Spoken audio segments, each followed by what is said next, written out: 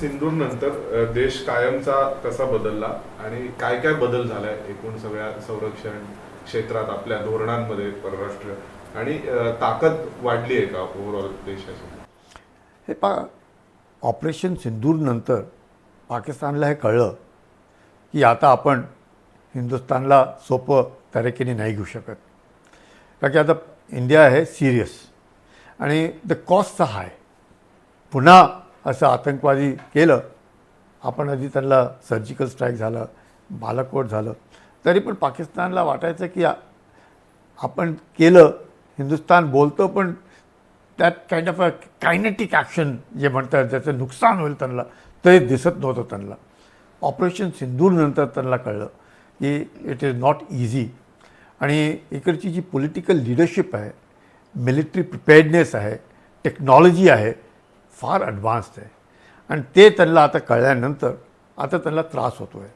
कारण की काय म्हटलं तरी Pakistan is using terrorism as an instrument of state policy. त्यांना आधीपासूनच वाटायचं की आपण टेरर लो कॉस्ट ऑप्शन आहे, लो कॉस्ट ऑप्शन आहे, आपण हिंदुस्थानात आतंक फैलावत राहू, पाहूया काय होतं करून.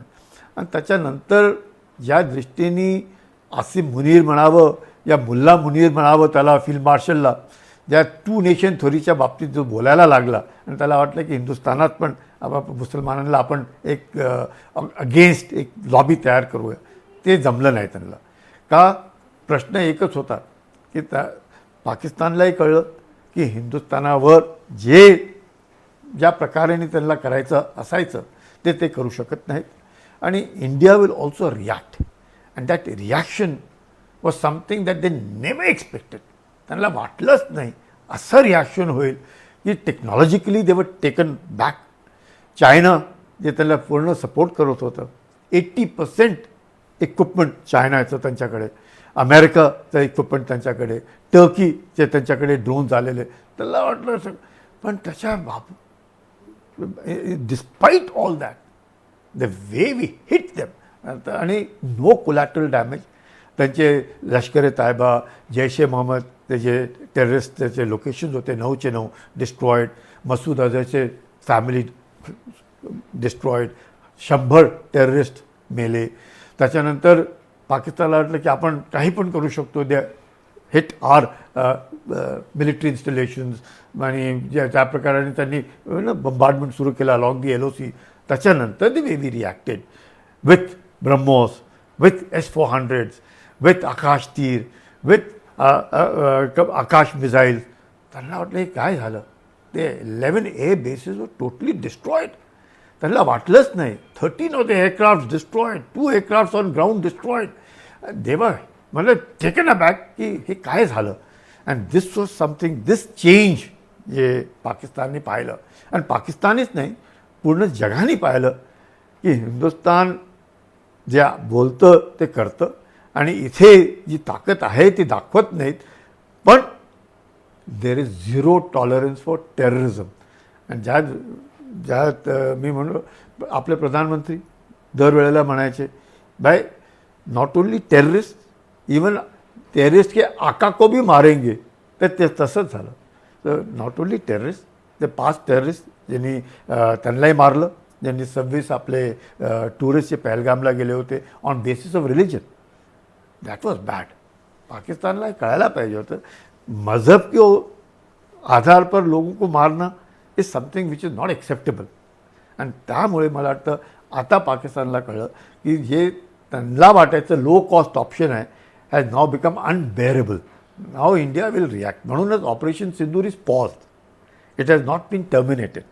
आणि त्याच्यानंतर जे अजून जे मेजर्स घेतले, इंडस वॉटर ट्रीटी ॲब्रोगेट केलं, विजाज, सार्क विजाज बंद केले, अटारी जे तिथून लोक यायचे मेडिकलसाठी ते सगळं बंद झालं. त्यांचे हाय कमिशन जे 55 लोक इथे असायचे त्यांना 30 माणसांवर आणून ठेवलं. तर ते जे आहे आणि पाकिस्तान वॉज एक्सपोज्ड. आणि UN मध्ये पण आपण पाहतो की इस्रायलने इराणबरोबर पाकिस्तानलाच म्हटलं आतंकी आहे, अजून कोणाला नाही त्यांनी पिक केलं. इराणनंतर म्हटलं Pakistan is a terrorist country. इस्रायलनी कुठे म्हटलं UN असेंब्लीमध्ये. तर पाकिस्तान ॲक्च्युली गॉट एक्सपोज्ड की they are using terror and that is not acceptable to the world. आणि आता Pakistan despite US help, despite China's help, despite Turkey's help, still now त्याला आता वाटतं की 10दा तरी त्यांना विचार करायला लागेल की हिंदुस्थानवर पुन्हा आतंकी असं करायचं या नाही करायचं. आणि आपल्यालाही आता आपण काय करायचं आता, कारण की पाकिस्तान विल यूज टेरर, हे आपण विचार करूनच काम करायचं की पाकिस्तान विल नॉट चेंज. आपण आपल्याला वाटत असेल की आपण पाकिस्तानवर एवढा जबरदस्त हमला केला आहे, ऑपरेशन सिंधूरमध्ये त्यांचे 100 आतंकी मेले, त्यांचे टेररिस्ट लोकेशन्सला आपण बर्बाद केलं, ते मर्किजे सुभान अल्लाह, मर्किजे तायबा सगळे डिस्ट्रॉय, मसूद अझरची फॅमिली आपण मारली, त्यांची एअरबेसेस, नूर खान एअरबेसवर चांगला हमला केला, जिथे अमेरिकन्स दरवेळेला लँड करत आहेत, त्यांचे JD व्हॅन्स कुठे लँड केले, नूर खान एअरबेसवरच लँड झाले, ते सगळं. पण पाकिस्तान इज पाकिस्तान. पाकिस्तान जे कारवाई करते ते अजून करेल, म्हणून आपण सतर्क राहायला पाहिजे. Number 1, capacity building takes time. Capacity building आपल्याला वाटतं की रातोरात नाही, खूप वेळ लागतो. त्याच्यानं म्हणून आत्मनिर्भरता आपण म्हणतो, सिनर्जी आपण म्हणतो, जॉईंटनेस आपण म्हणतो, 3 सर्व्हिसेस थिएटरायझेशनच्या गोष्टी आपण करतो, एअरफोर्स प्रिसिशन ॲम्युनेशन, लॉयटरिंग ॲम्युनेशनच्या आपण गोष्टी करतो. जे पण आपल्याला हळूहळू तयारी करायची आहे हे करणं फार जरुरी आहे. कारण की पाकिस्तान तर करेल, पाकिस्तान तर सुधारणार नाही. ते म्हणतात ना, कुत्ते की पूंछ टेढ़ी है वो टेढ़ी रहेगी. पण आपण आपले जे तयारी आहे ती तयारी सुरू राहायला पाहिजे. पाकिस्ताननी त्यात ऑपरेशन सिंदूरच्या वेळेला from almost 7th to the 10th आणि थोडं आधी आणि थोडं नंतर 1.5 मिलियन सायबर अटॅक्स स्टॉक एक्सचेंजवर, एअरपोर्ट्स, बँक्स, ऑल इन्स्टॉलेशन्सवर हमला केले. 1.5 मिलियन सायबर अटॅक्स आणि 99.99% फेलियर. पण 150 सक्सिडेड ना. तर कुठल्याही बँकवर त्यांनी केलं असेल, कुठेही सक्सेस थोडाही मिळालं. We should ensure all of them must fail.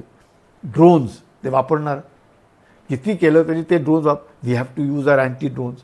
आणि आता आपण पाहिलं की कसं युक्रेन रशियामध्ये, Iran, America, Israel, the anti drone if supposing you using ammunition worth millions of dollars आणि त्यांचं नुसतं फ्यू $100,000 तर किती खर्च वाढेल. So we have to ensure आपलं जे टेक्नॉलॉजी आहे इट मस्ट बी इंडिजिनायझेशन. म्हणून आपले मिलिटरी कॉरिडॉर्स, आपले military facilities.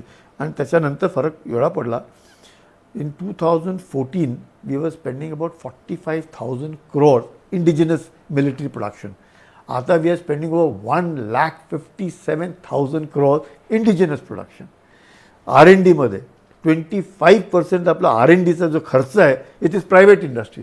So private industry, public sector, military, this complete jointness, synergy, सगळ्यांनी मिळून बसायचं, काम करायचं अँटी ड्रोनवर. बिकॉज आता काय झालं, it is asymmetric warfare, is hybrid warfare. Conventional warfare तर राहील, एसिमेट्रिक म्हणजे everybody in the country is a soldier. Everybody has to be ready. युनिफॉर्मवाले तर भांडतीलच, ते लढायचं ते आहेच, तर लष्कर ते सोडणार नाहीत. But everybody is a soldier. Cyber attacks, आता सायबर अटॅक्सला काउंटर करणं म्हणजे आपलीच मुलं, आपल्याच मुली करणार बसले. So our own hackers, our own anti cyber teams have to work. तर जेवढा फरक पडला आहे. आणि त्याच्यानंतर आपण पाहतो की Iran war, the Ukraine Russia war, Israel कसं हमला करत आहे, इस्रायलवर कसा हमास आणि हिजबुल्ला हमला करत आहे, हुदी हमला, हे सगळं पाहिल्यानंतर आपण पाहतो इन लेस देन 88 hours, 100 तासही नाही झाले की पाकिस्तान नीज की आम्हाला सीज फायर पाहिजे. तर that is also a good thing की आपल्या लिडरशिपनी पाहिलं की आपलं मकसद होतं terrorist. We were not striking a Pakistani, we were striking Pakistani terrorist and we were hitting at their terrorist infrastructure. So आपलं एम क्लिअर होतं की आपल्याला काय मारायचं आहे आणि कोणाला मारायचं आहे.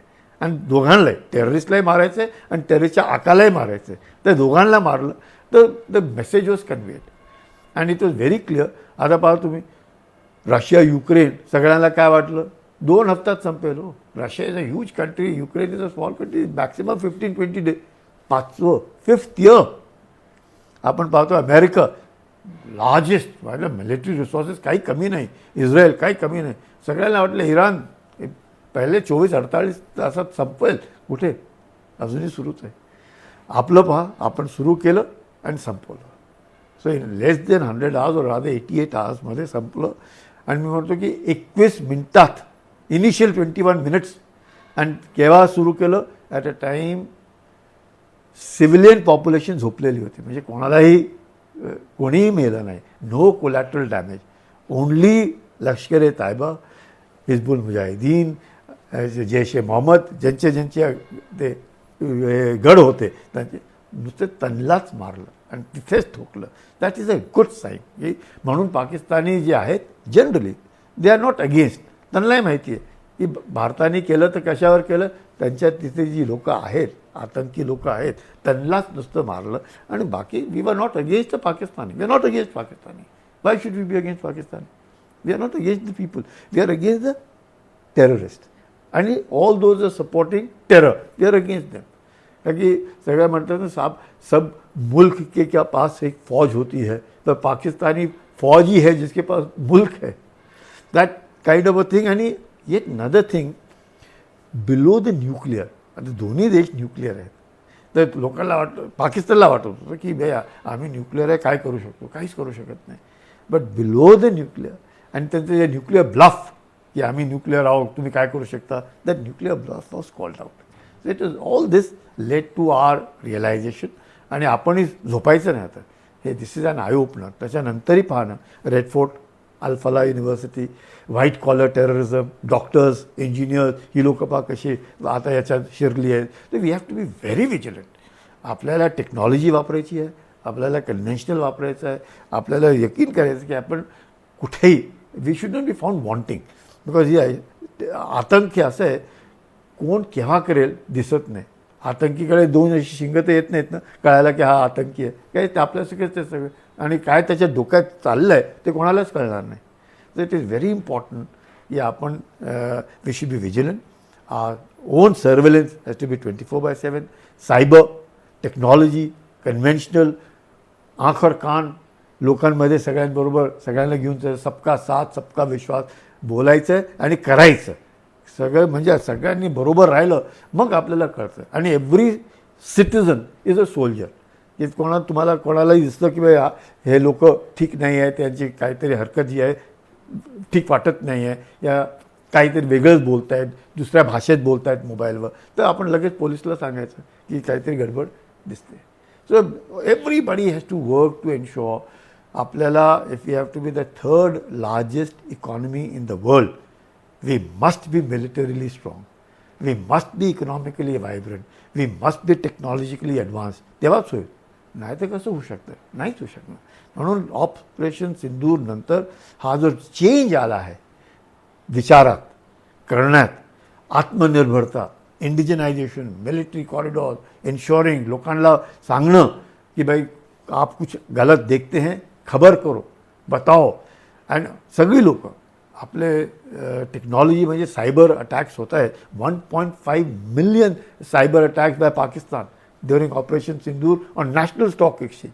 विचार करू शकतो आपण. तर वी हॅव टू इन्शुअर आता त्यांना कसं कोण काउंटर करेल? आपले मुलं मुलीच करतील ना जे टेक्नॉलॉजीमध्ये. So I think it was a sea change and that change we must ensure. And आपण they should be no complacency. No complacency whatsoever. The aim must be to ensure that we must be vigilant, we must be careful, and we must have our eyes and ears open. And Pakistan, China, support from USA, support from Turkey, support from Iran, त्यांना मिळेल. We have to be careful. So we have to stand on our feet. आपण आपली लढाई आपणच लढायची आहे. आपल्याला कोणी आपल्याबरोबर राहणार नाही हे आपल्याला माहिती पाहिजे. पाकिस्तानबरोबर चिकार देश येतील त्यांना मदत करायला आणि ते दिसतं. पण कमीत कमी भारताला स्वतःची लढाई स्वतःच लढायला लागेल हे आपल्याला माहिती पाहिजे.